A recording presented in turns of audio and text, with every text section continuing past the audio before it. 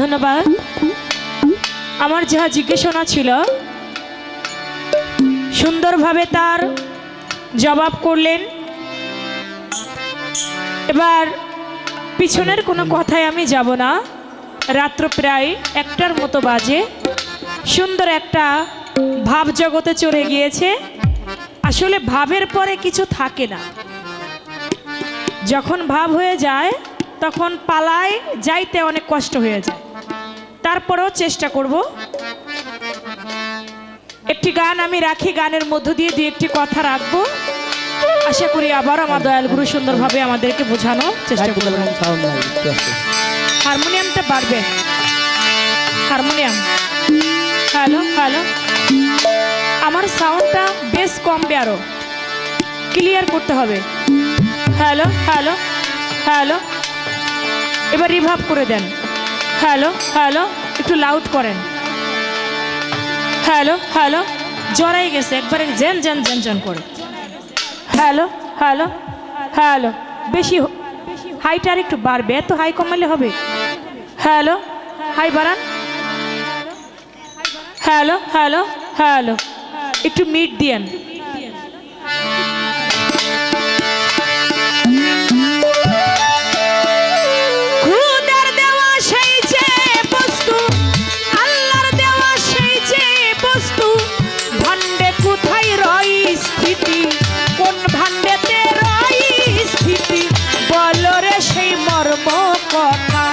কোন বস্তু হয় আমানতি, বল রে সেই মর্ম কথা।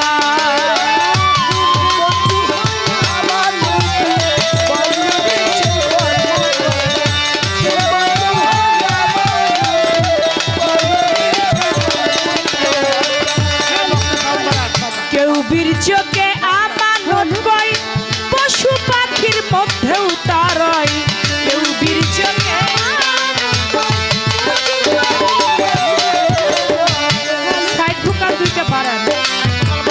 কেউ বীর্যকে আমানত কয়, পশু পাখির মধ্যেও তারই।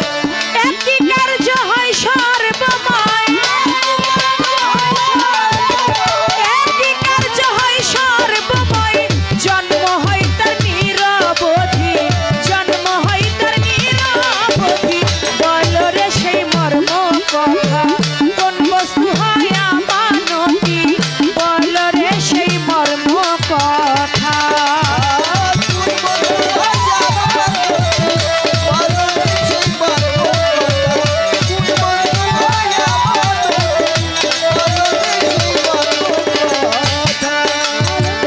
যদি বলো আমানত কুরআন, পূর্বে ছিল অন্য বিধান। যদি বলো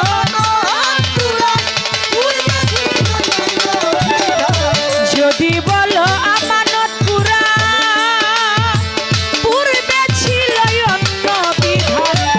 একই কার্য হয় সর্বময়,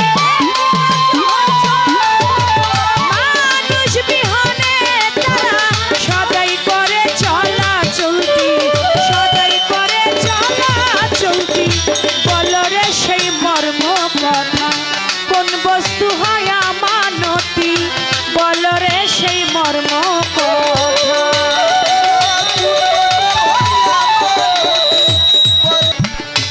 যদি বলো আমানত কুরআন, পূর্বে ছিল অন্য বিধান।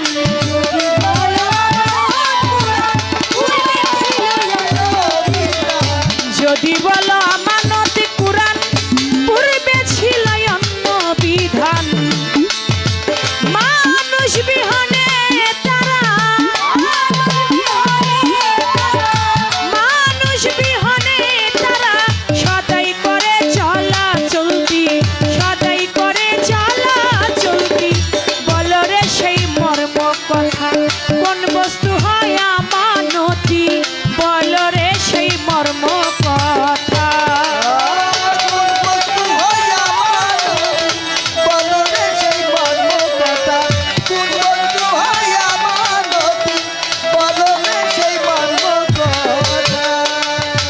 জ্ঞান যদি আমানত হয়, পশু পাখির মধ্যেও জ্ঞান রয়। যদি আমানত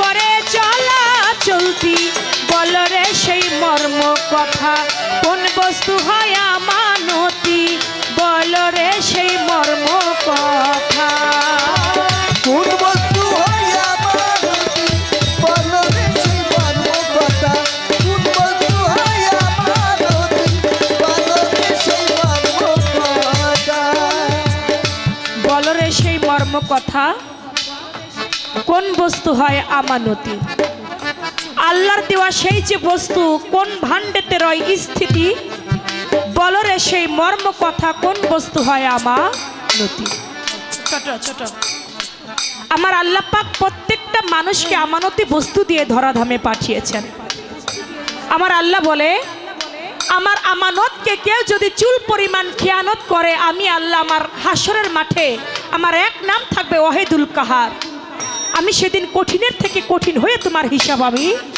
নেব তাহলে প্রত্যেকটা মানুষকে আমার আল্লাহ পাক 16 আনা দিয়ে এ ধরাধামে পাঠিয়েছে এই যে আমানত বস্তু দিয়ে আমার আল্লাহ পাক ধরাধামে পাঠিয়েছে 1 আনা কম হইলেও আল্লাহ পাক প্রতি মাসে ছাড় দিবে না আপনি বলবেন এই আমানত বস্তুটা আমার আল্লাহ পাক যে দিয়েছেন এই আমানত বস্তুটা কি যেই আমানতকে খেয়ানত করলে আমার আল্লাহ পাক বান্দাকে ছাড় দিবে না আপনি বলবেন সেই আমানতটা কি যদি বলেন কেউ বীর্যকে বলে আমানত পিতৃধন যেই ধনে আমরা জন্ম নিয়েছি সুফি মজিদ তাইতে রে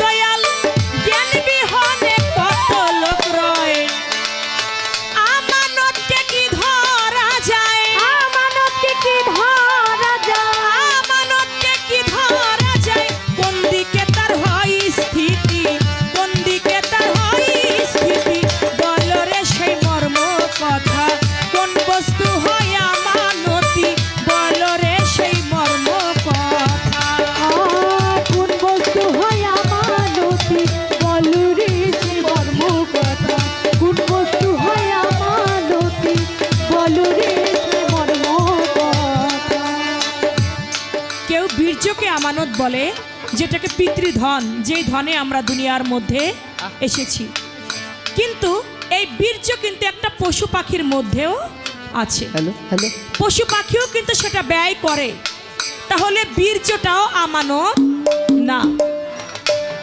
যদি বলো আমানত কুরআন কুরআনের আগেও কিন্তু অন্যান্য কিতাব আসমানি কিতাব ছিল আসমানি কিতাব 104 খানা তার মধ্যে দেখেন ফুরকান এটা আমাদের পবিত্র কুরআন ইনজিল জব্বুর এই যে কুরআনের আগে আরো আসমানি কিতাব তাহা কিন্তু ছিল তাহলে পবিত্র কুরআনটাও আমানত না তাহলে আমানতটা কি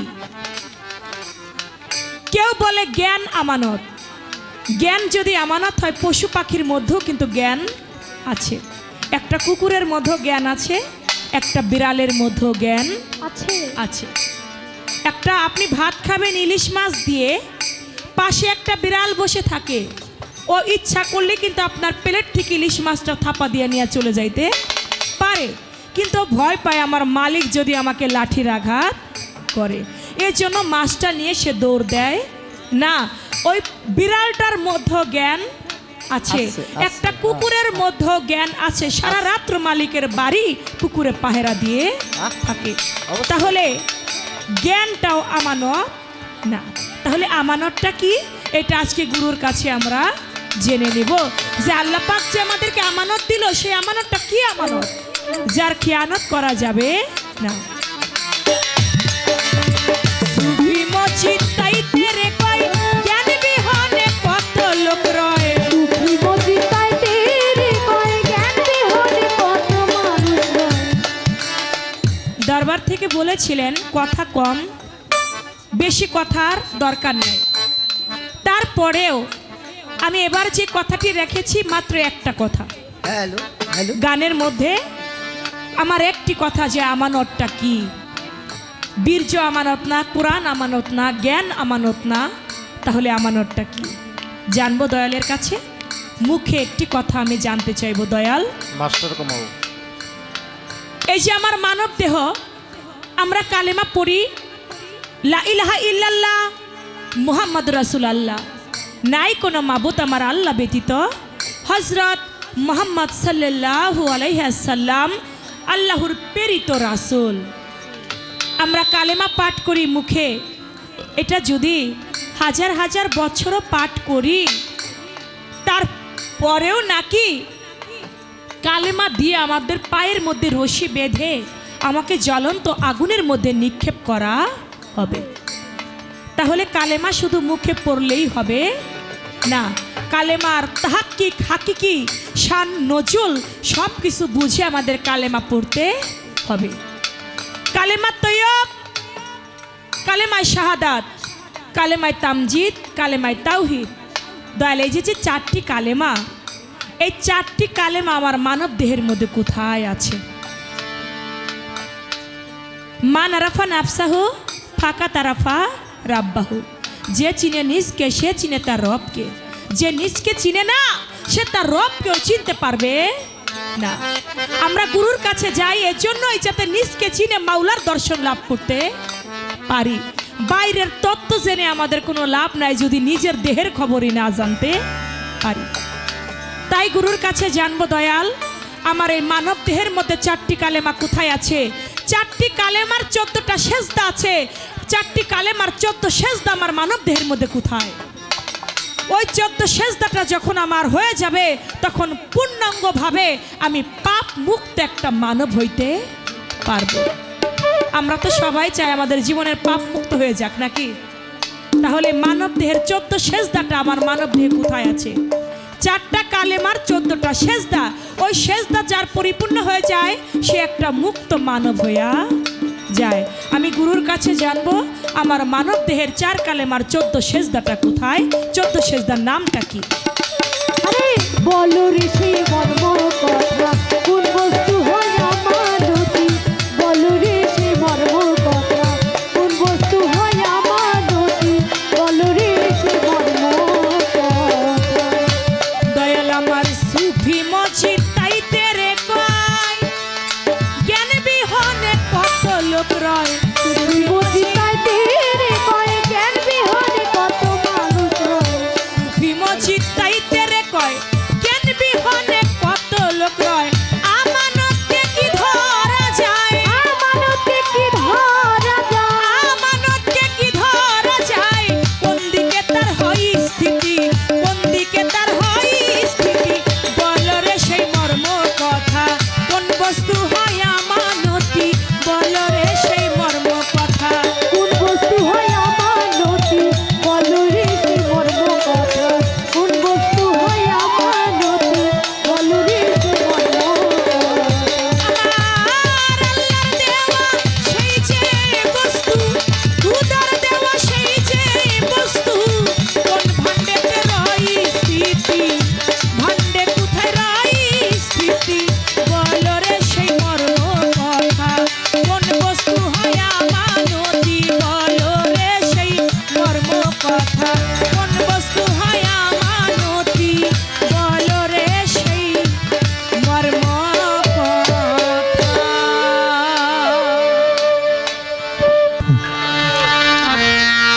আহা, গানটা হলো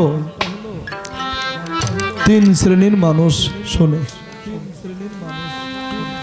ইশকে লাহিতে যারা গান শোনে তারা যাতে পৌঁছে গেছে, আল্লাহর রাহে ফানা হয়ে তারা গান শোনে। ইশকে সাদিকেতে যারা গান শোনে তারা রসুল প্রেমে তথা মুর্শিদ প্রেমে ফানা হয়ে তারা গান শোনে। আহা, আর একটা হলো ইশকে ফাসেকি, সেটা হলো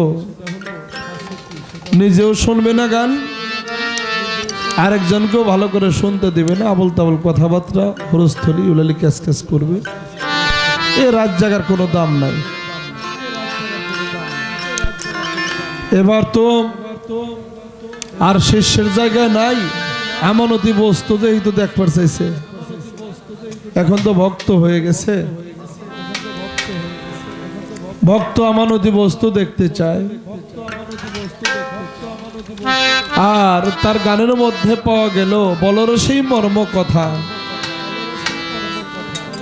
কোন বস্তু হয় আমানতি?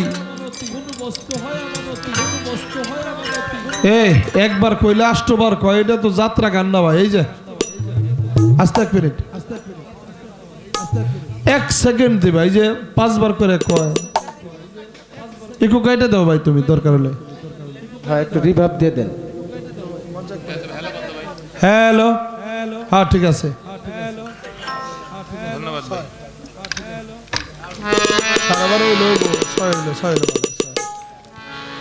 তাহলে এই আমানতি বস্তু যদি বলেন দয়াল এটা জ্ঞান আমানত, তাহলে জ্ঞান তো পশু পাখির আছে। আবার যদি বলেন বীর্য আমানত, পশু পাখি ভেড়া বর্কি গরু ছাগল সবারই আছে, তারাও সন্তান সন্ততি জন্ম দেয় এই বীজের মাধ্যমে। এখন তার চেয়ে বড় প্রশ্নের সম্মুখীন হয়েছি আমার কাউসার ভাই, নাকি? আমার কাউসার ভাই আমার বকশিস দিছে 77 টাকা। কয় ভাই আমি আপনাকে 77 টাকা বকশিস দিলাম, কেন দিলাম এইটা আপনি একটু বলবেন।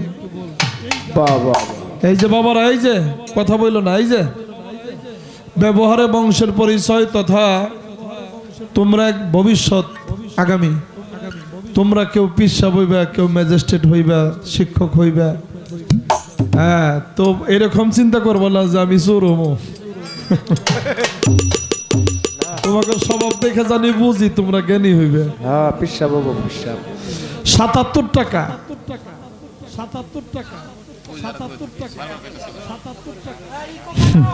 আবার শুরু হয়েছে। আমারে দিছে আমার কাউসার ভাই, উনি একজন জ্ঞানী মানুষ, আর আমাদের অভয় শিল্পীকে উনি বকশিস করতেছেন, তথা উনি একজন জ্ঞানী মানুষ। আমি ওনার এই 77 টাকা বকশিসের বিষয়টা আমি আমার স্বল্প জ্ঞান থেকে আমি এটা পরিষ্কার করার চেষ্টা করি। সেটা হলো আমি আপনি মানুষ, দেহের বাইরে কিছু নাই, দেহের বাইরে কিছুই নাই। পৃথিবীতে যা আছে, এই এটা বুঝো না, ওইটা বারে বারে কোন লাগে কে? কি চালান শিখছো ওইটি? ভালো করে শিখো। তার চেয়ে বেশি আছে হলো এই মানব ভাণ্ডে। পৃথিবীতে যা আছে তার চেয়ে বেশি আছে মানব ভাণ্ডে। প্রমাণ চাইলে প্রমাণ দিতে পারো, অগণিত প্রমাণ। তাই আমার ভাই 77 টাকা দিছে। মানুষের মধ্যে এই 40 চিজে হইল দেহ করছে আমার আপনার, খেয়াল করবেন একটু। 40 চিজে কি হয়েছে? দেহ করছে। এখানে হইল আগুন পানি মাটি বাতাস নূরে ছাপা। কত হইল বাবা? 5। এক একটা জাতের 5টা করে হলো ফেল। যেমন পানির থেকে আসো থোক মনি রক্ত প্রস্রাব, এইভাবে হলো 5 5 25, আর হলো 5 জাত। কত হইল? 30। 7 হইল সেফাত, আলিমুন, কলিমুন, মুরিদুন, সামিরুন, বাসিরুন এবং হায়ুন। এই হলো 7 সেফাত। কত হইল? 37। আলিফ লাম মিম। কত হইল? 40। আর আমার মধ্যে আছে হলো বিসমিল্লাহির রহমানির রাহিম, এখানে হইল 19। কত হয়েছে? 59। আর আমার মুর্শেদ, আমার ফজলুসান, আমার জুয়েল সান আইসা আমার মধ্যে সৃষ্টি হয়েছে। কত হইল? 60। মানুষ হলো 60 হাত লম্বা, এই হলো মানুষের 60 হাত। আর আপনার পাশাপাশি আছে 10 ইন্দ্রিয়। কত হইল? 70।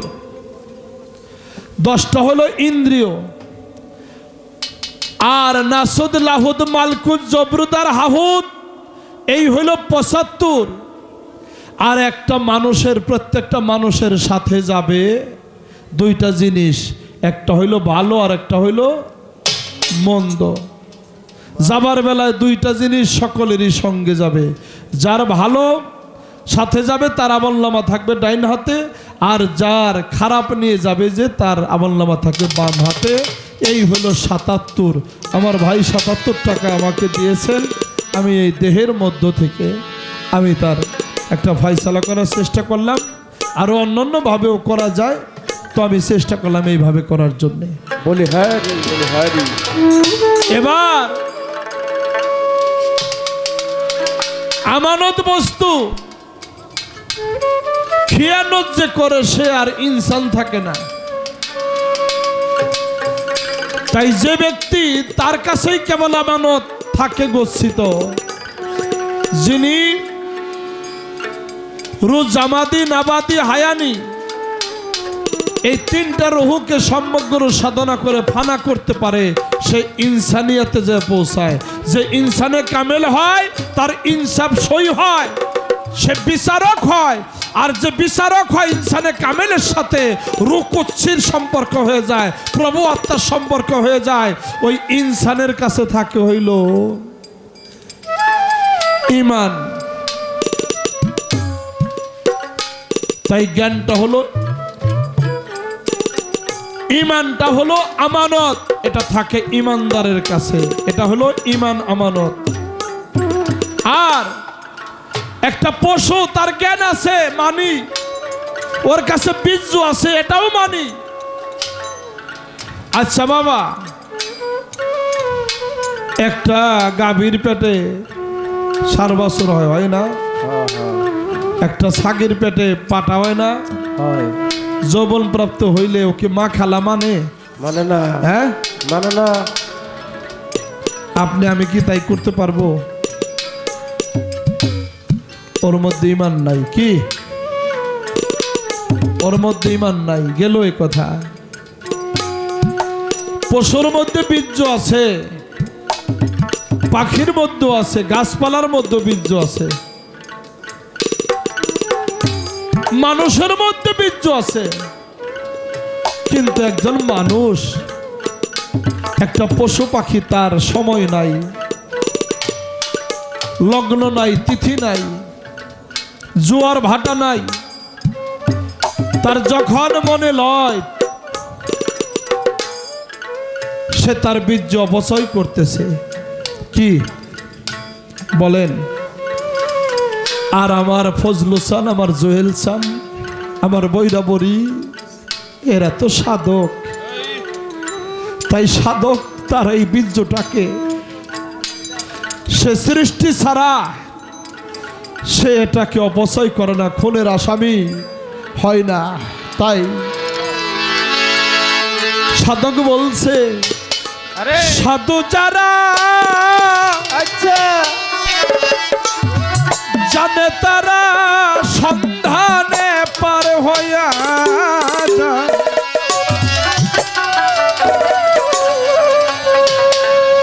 প্রেম নদীতে রসের খেলা খেলবি রে যদি আয়। এটা হলো সাধক। সাধু যারা জানে তারা, সাধু যারা জানে তারা, সাধু যারা জানে তারা সন্ধানে পার হইয়া যায়। প্রেম নদীতে রসের খেলা খেলবি যদি আয়। প্রেম রসের খেলা খেলবি যদি আয়। সাধু যারা জানে তারা, সাধু যারা জানে তারা সন্ধানে পার হইয়া যায়। প্রেম নদীতে রসের খেলা খেলবি যদি আয়। প্রেম নদীতে রসের খেলা খেলবি যদি আয়। কুম্ভীর একটা আছে রে ঘাটে, বাজান নামলে পাগল হইয়া ছুটে রে। আরে কুম্ভীর একটা আছে রে ঘাটে, বাবা নামলে পাগল হইয়া ছুটে রে।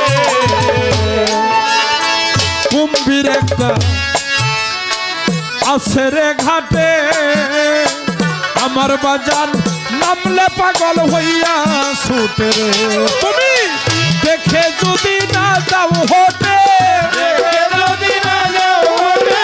দেখে যদি না যাও হোটে সাধ্যকে ধরবে তোমার প্রেম নদীতে রসের খেলা খেলবি যদি রসের খেলা খেলবি যদি আরে সাধু যারা জানে তারা সংসারে বার হয়ে যায় সাধু যারা জানে তারা সংসারে বার হয়ে যায় নদীতে রসের খেলা খেলবি যদি নদীতে রসের খেলা খেলবি যদি স্নান করিতে ঘাটেতে যায়া বাজান লাল নিশানে ভক্তি দিয়া করিতে রাতে যাইয়া লালি সামনে হইতি দিয়া রে বাজান স্নান করিতে ঘাটেরে যায়া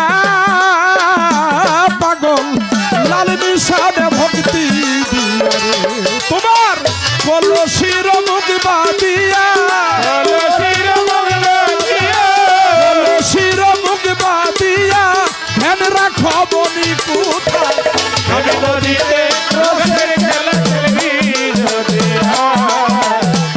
নদীতে রসের খেলা খেলবি যদি সাধু যারা জানে তারা সাধু যারা জানে তারা সংসারে বার হয়ে যায় আমি নদীতে রসের খেলা খেলবি যদি আমি নদীতে রসের খেলা খেলবি যদি ওই ঘাটে যদি তুফান উঠে রে বাড়ি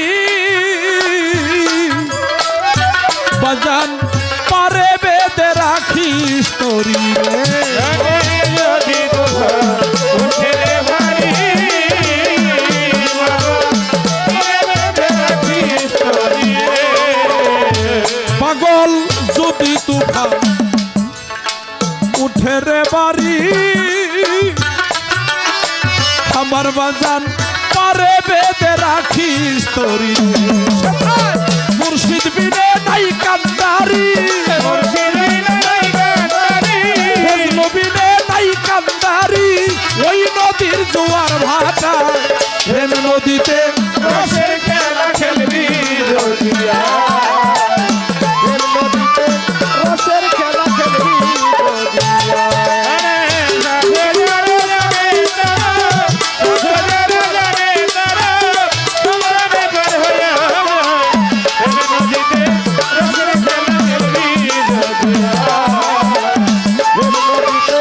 রসের খেলা খেলবি অবাজান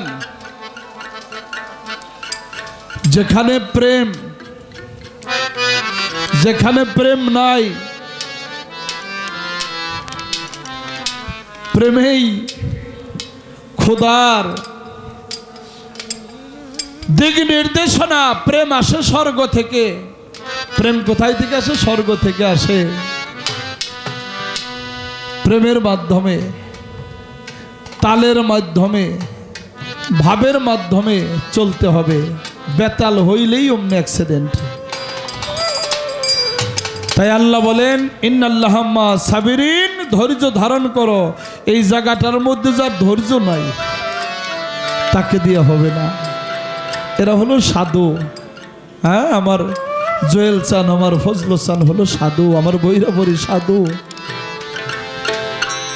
এদের সাথে পশুর সাথে কোনো মিল অবশ্যই হবে না কারণ পশু সে তো পশু পশুর আর পশু হওয়ার জন্য কোনো সাধনা করতে হয় না কিন্তু ওই যে আমার মতো যারা অমানুষ দেখতে মানুষের মতো আমার ভিতরটা হলো অমানুষ সেই মানুষ হওয়ার জন্য একজন সহজ মানুষের কাছে যাইতে হয় সহজ মানুষ হলো আমার ফজলুল চান সহজ মানুষ আবার জোয়েল বাজান। এই জন্য সূরা ফাতিহার মধ্যে ডেকে ডেকে আল্লাহ বলছেন, এখানে বলা হয় বান্দায় বলে আল্লাহ ইহদিনা সিরাতাল মুস্তাকিম, আমাদেরকে সহজ সরল পথে পরিচালিত করুন। হ্যাঁ, সিরাতাল্লাযিনা আনআমতা আলাইহিম গায়রিল মাগদুবি আলাইহিম ওয়ালাদ দল্লিন, আমিন। যে তাদের পথে, যে পথে নবী রাসূল পীর আউলিয়া চলে গেছে, যারা তোমার নিয়ামত প্রাপ্ত, হে আল্লাহ তাদের পথে নহে যারা হালাক হয়ে গেছে, ধ্বংস হয়ে গেছে। তাই বাবা আমার যিনি ভক্ত, আমানতের পাশাপাশি বলছে দয়াল কলেমা, এই কালেমা হাজার হাজার বার যদি কেউ পাঠ করে, পরে কালেমা পাঠ করার পর এক জিনিস না, তাহলে ওই মানুষটা ওই কলেমাই তাকে হাতে হ্যান্ডকাপ দিয়ে ঠেলতে ঠেলতে জাহান্নাম পর্যন্ত নিয়ে যাবে। সেই কলেমার মধ্যে 4টা কলেমার কথা বলছে, কালেমায়ে তয়ব, কালেমায়ে শাহাদাত, কালেমায়ে তাওহীদ, কালেমায়ে তামজিদ। 4টা কলেমা কোথায় আছে? 14টা সেজদা দেহের মধ্যে। জানতে চায় ভক্ত, তো আমি বাবা বলবো কালেমা তয়ব লা ইলাহা ইল্লাল্লাহু মুহাম্মাদুর রাসূল আল্লাহ সাল্লাল্লাহু আলাইহি সাল্লাম। এই কলেমা কোথায় ছিল? গঞ্জজাতে। ধরেন ছিল কলমা গঞ্জগজাতে, বাজান পুশিদাতে নীরবেতে গো, ছিল কলমা গঞ্জগজাতে, পুশিদাতে নীরবেতে গো। বাজান ছিল কলমা গঞ্জগজাতে, বাজান পুশিদাতে নীরবেতে গো। তাতে আদম সুরত বানাইল, আদম সুরত বানাইল, আদম সুরত বানাইল, কলমারি কথা ডাকে কলমা ছিলে বড় কলমা রে আমার মন, কলমা ছিলে বড় কলমা রে আমার মন। আরে চিনিয়ে পড়লে কলমা পিছাই তোর জীবন আরে চিনিয়ে পড়লে কলমা পিছাই তোর জীবন, কলমা ছিলে বড় কলমা রে আমার মন, কলমা ছিলে বড় কলমা রে আমার মন। যার নাম হলো সেররুল কোরআন, প্রতিবারই মাওলানা মনসুর কলেমার একটা রূপ দিছে, লা ইলাহা ইল্লাল্লাহু 12, মুহাম্মাদুর রাসূল আল্লাহ হলো 12। এই 12 12 24 অক্ষরে একটা মানব রূপ প্রকাশ পাইছে, কলেমা তয়ব। কালেমায়ে শাহাদাত, আশহাদু আল্লা ইলাহা ইল্লাল্লাহু ওয়াহদাহু লা শারীকা লাহু ওয়া আশহাদু আন্না মুহাম্মাদান আবদুহু ওয়া রাসূলুহু। দেখে সাক্ষী দিছিল 10 বছর বয়সে আমার মাওলা আলী, আমার নবীজি আল্লাহর প্রেরিত রসুল। এটা কুরাইশ বংশের মানুষেরাও মানছিল না, মানে না।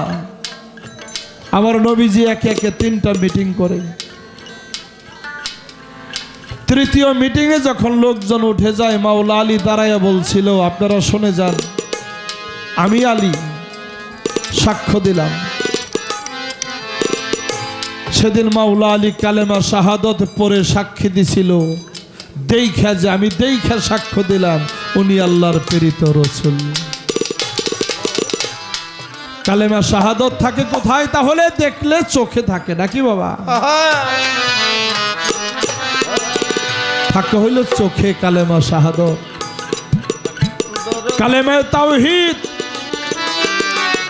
লা ইলাহা ইল্লা আনতা ওয়াহিদ আল্লাহ সামিয়া লাকা মুহাম্মাদুর রাসূলুল্লাহি ইমামুল মুত্তাকিনা ওয়া রাসূল রাব্বিল আলামিন।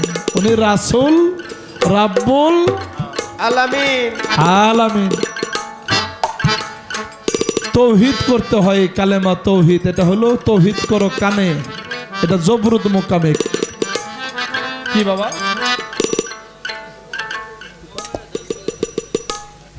ওই সাউন্ড কমে বাজায়।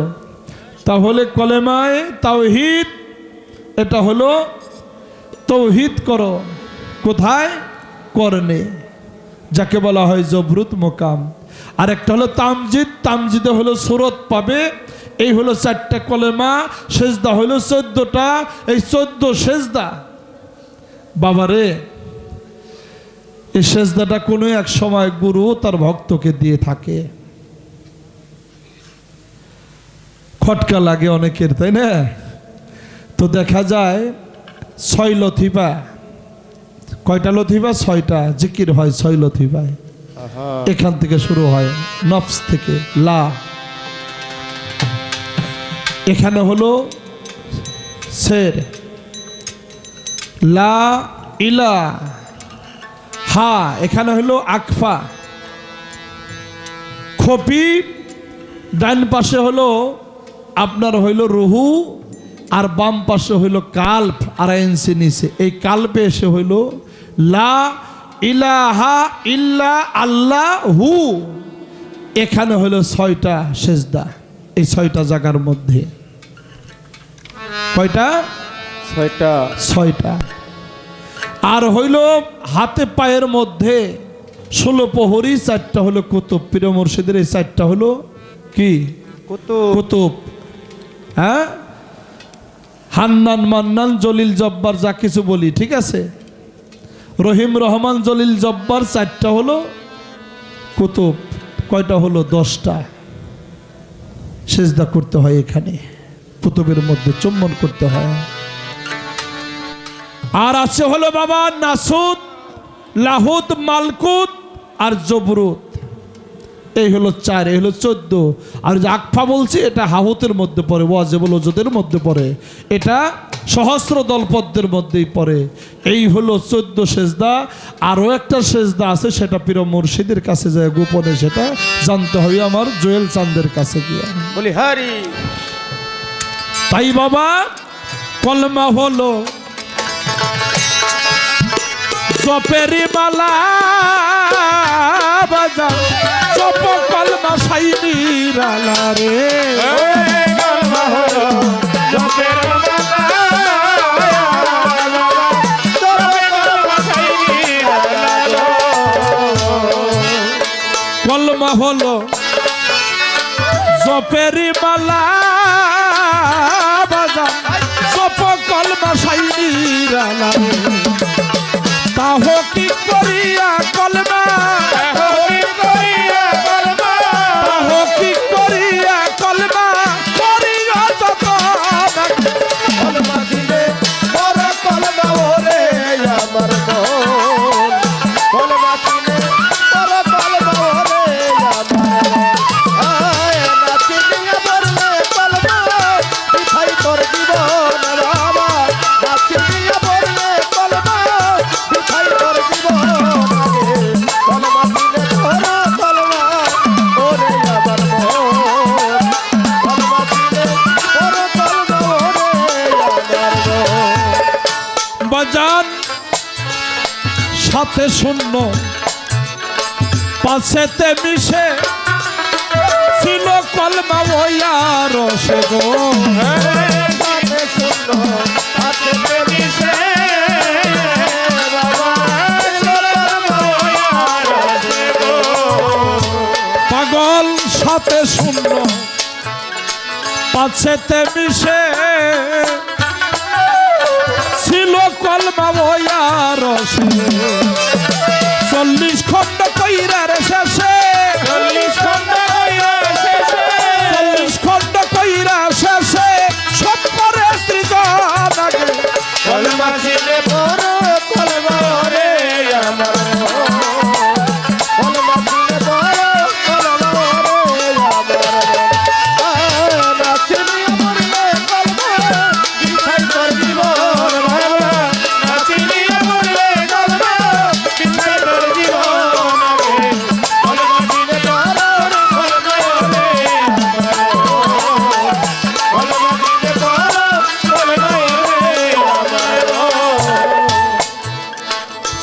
সফি জিটকার গৌহার বলে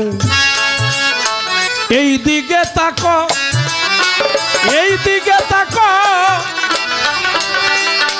বাজান তুমি কলমার সুরাত চোখে দেখো রে। হযরত গৌহর বলে এই দিকে তাকো,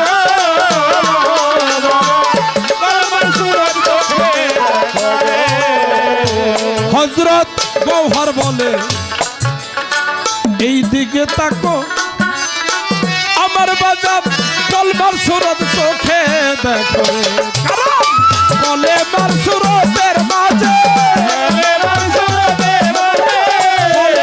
সুরতের মাঝে নিজেই নিরঞ্জন আগে।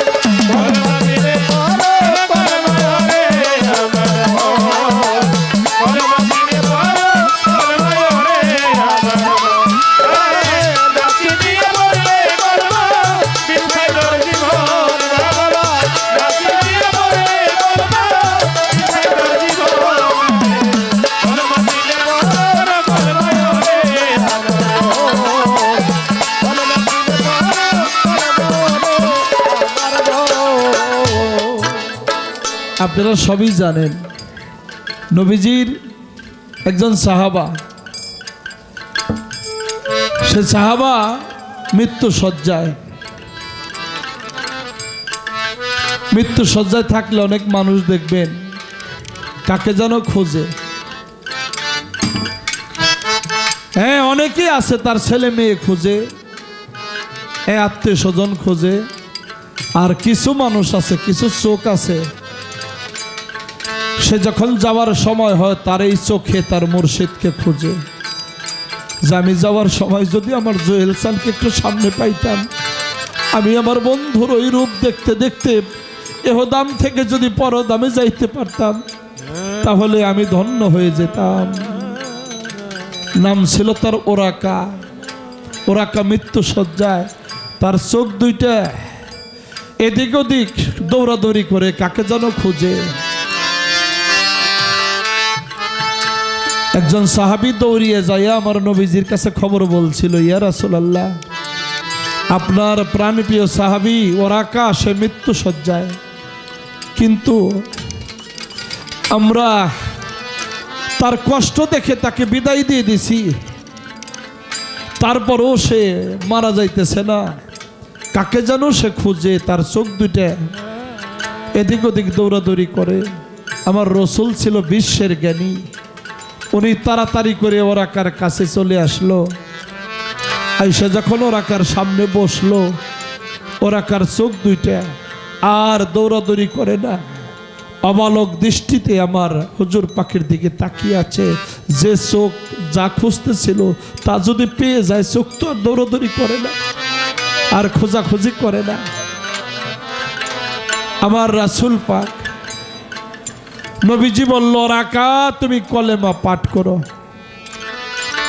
ওরাকা আমার নবীজির এই পবিত্র নুরানি চেহারা মুবারক থেকে নাভি পর্যন্ত তাকিয়ে তাকিয়ে দেখলো। আমার নবীজি বলল, ওরাকা তুমি আবারও কলেমা পাঠ করো। তখন নাভি থেকে পায়ের বৃদ্ধাঙ্গুল পর্যন্ত ওরাকা তাকিয়ে তাকিয়ে দেখে, আর ওরাকার দুইটা চোখের পানি ঝরঝর করে পড়ে। আবার নবীজি কয়, ওরাকা আমি তোরা মুক্ত করে দিলাম, যা। কারণ ভক্তের জান থাকে তার মুর্শিদের কাছে জমা।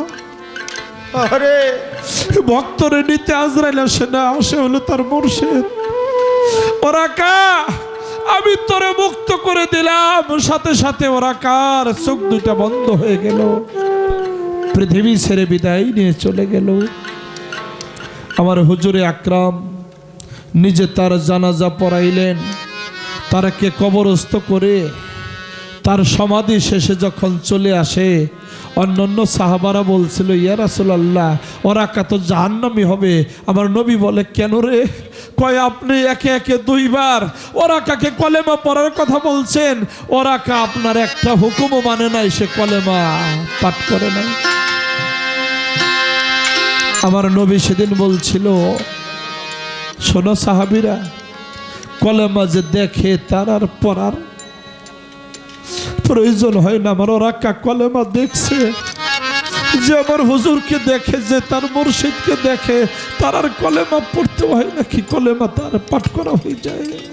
তাই বাবা গৌহার বলে, আরে হযরত গৌহার বলে, এই দিকে তাকা বাজার কলমার সুরত চোখে দেখো রে। হযরত গৌহর বলে এই দিকে তাকো আমার সুরত দেখো রে।